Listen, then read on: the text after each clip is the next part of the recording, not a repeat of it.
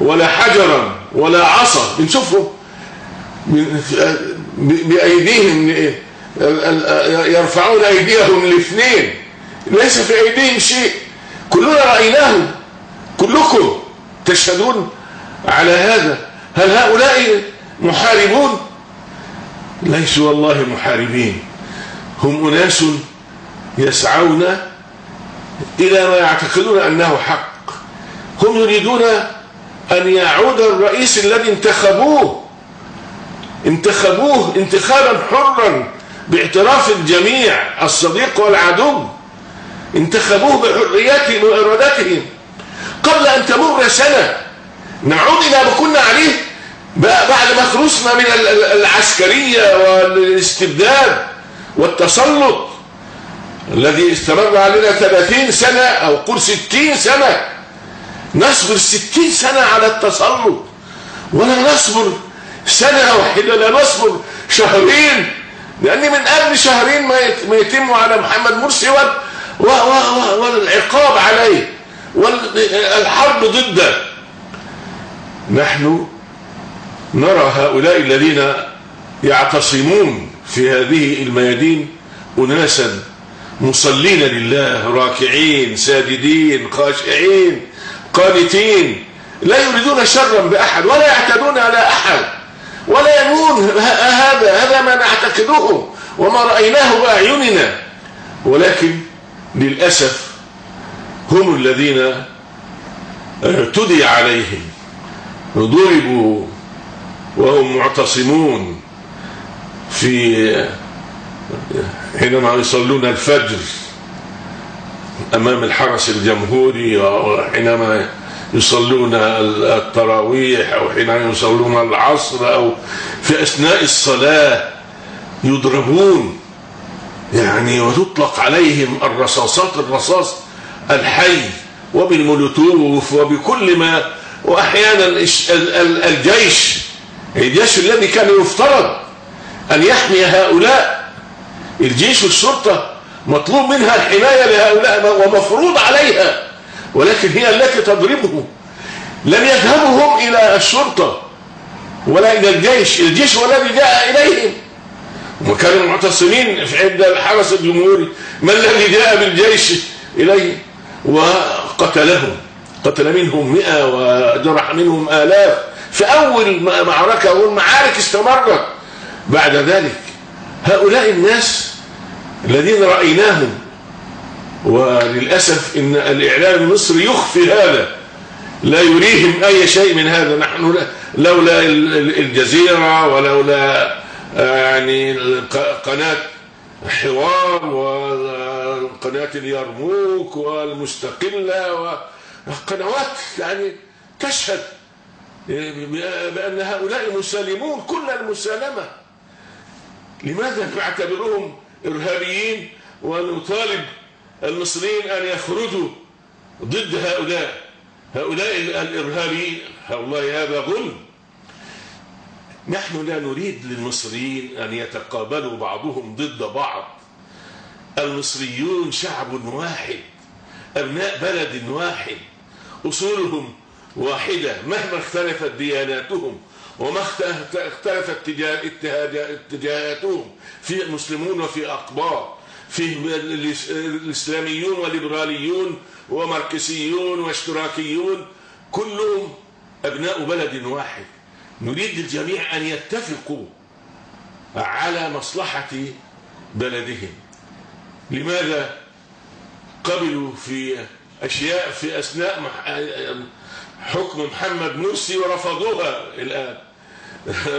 رفضوا الدستور الذي استفتى عليه الشعب، وألفت لجنة معرفة الشعب واستفتى عليه الشعب، ومرسي أيضا استفتى عليه انتخب، كل شيء رفضوا هذا كله، ويريدون أن يقيموا البلد إقامة على استبداد مطلق.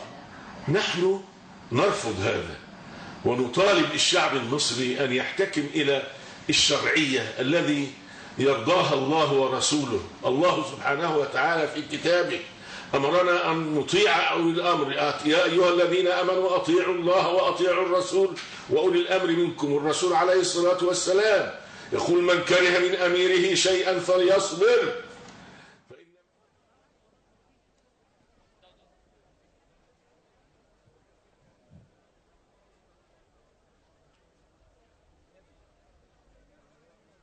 السلام عليكم ورحمة الله وبركاته.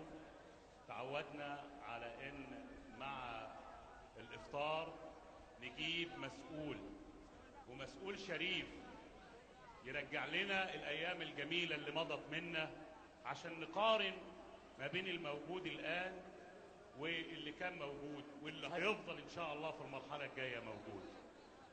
بالطبع حصل حاجات امبارح كلنا شفناها.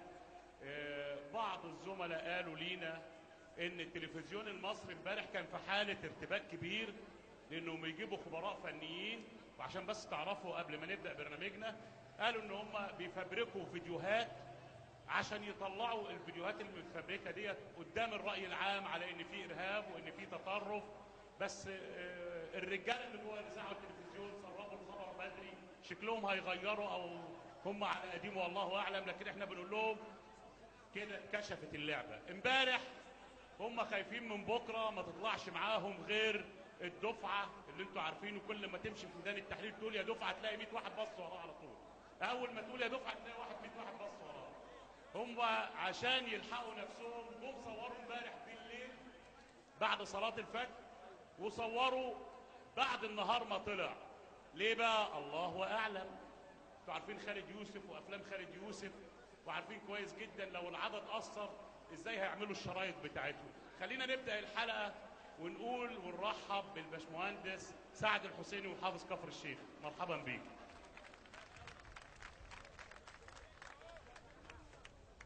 يعني احنا تعودنا على المسؤولين بصراحة في عهد الدكتور مرسي، اللي هيفضل عهد الدكتور مرسي 4 سنين ان شاء الله، بنقول ان هم دايما ايديهم طاهره وداروا معارك كبيره. بس انا هبدا مع سياده المحافظ بتقييمه لموقف الجيش.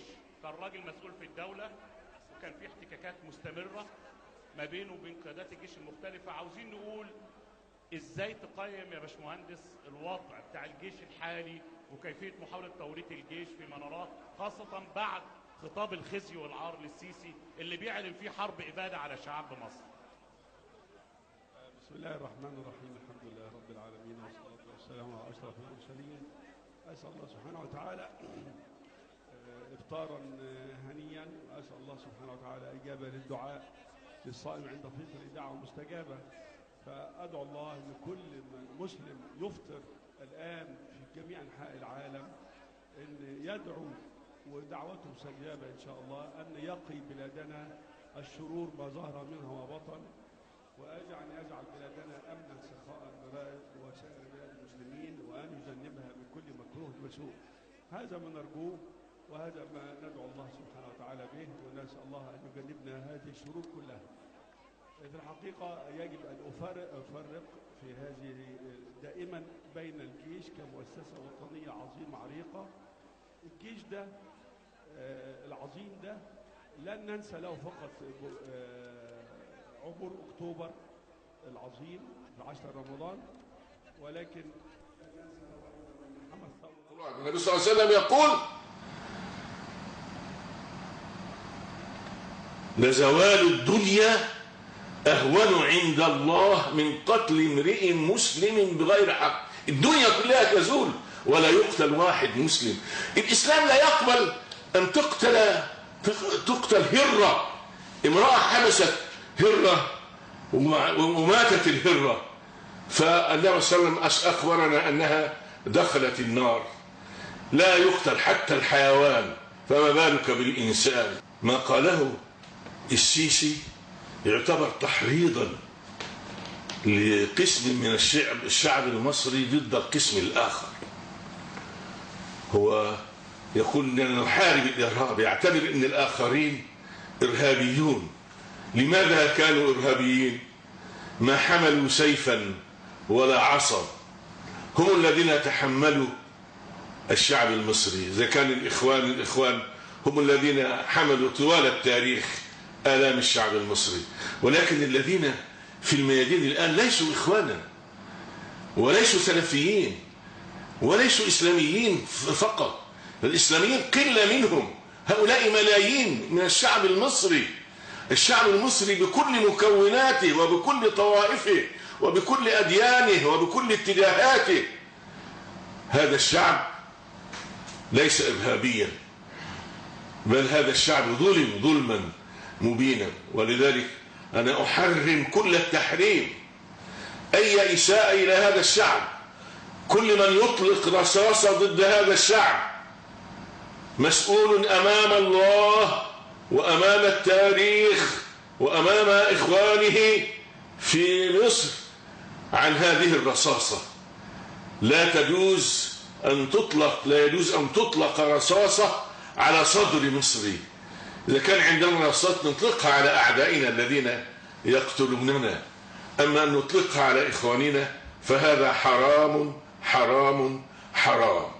أسأل الله تبارك وتعالى في هذا الشهر الكريم، شهر رمضان، ونحن نطل على ليلة 17 رمضان، ليلة غزوة بدر الكبرى، يوم الفرقان، يوم التقى الجمعان.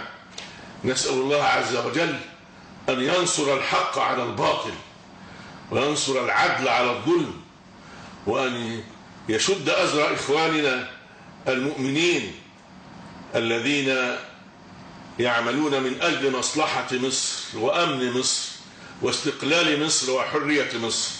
الآن ضاعت الحريات التي حققتها ثورة 25 يوليو.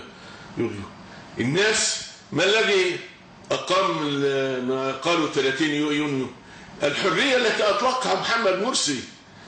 قام الناس يقيمون الثورات والمظاهرات ولا يمنعهم أحد. هل رأيتم أحدا حوكم ولا عوقب من أجل كلمة قالها أو صحيفة قالها أو شتيمة شتمها محمد؟ كم شتم ولكن لم يوصل إلى أحد. هذه الحرية فقدناها الآن. يعني الحكم العسكري الآن أصبح يعني يحكم. الصحف التي كانت تصدر والقنوات المعروفة، قنوات الإخوة السلفيين، كانت تصدر في أيام حسني مبارك. حسني مبارك سمح بها وهؤلاء لا يسمحون بها، لا يسمحون بأي لون من الحرية. انتهت الحرية في مصر، ونحن نقاتل من أجل الحرية. لا نقاتل بالسيف، إنما نجاهد بألسنتنا وأقلامنا وعقولنا وقلوبنا وأيدينا، وندعو الشعب المصري، كل الشعب المصري. والله أدعو الشعب المصري كله، لا أعتبر أحدا عدوا لي. أدعو هذا الشعب كله إلى أن يقف بعضه مع بعض ويقول لهؤلاء الذين يريدون أن يدخلوا الأمة في معمعة يحارب بعضها بعضا، نقول لهم لا، لن يقاتل المصري المصري، سيظل المصريون إخوة. سنعود إلى ثورتنا التي أقمناها وأردنا أن نبني بلدنا على أساسها، لن نفرط في شيء من هذا أبدا. أنا أدعو المصريين، كل المصريين، إلى هذا، وهم أهل لهذا، وسينتصر الحق على الباطل كما قال الله تعالى: وقل جاء الحق وزهق الباطل إن الباطل كان زهوقا فأما الزبد فيذهب دفاء وأما ما ينفع الناس فيمكث في الأرض كذلك يضرب الله الأمثال.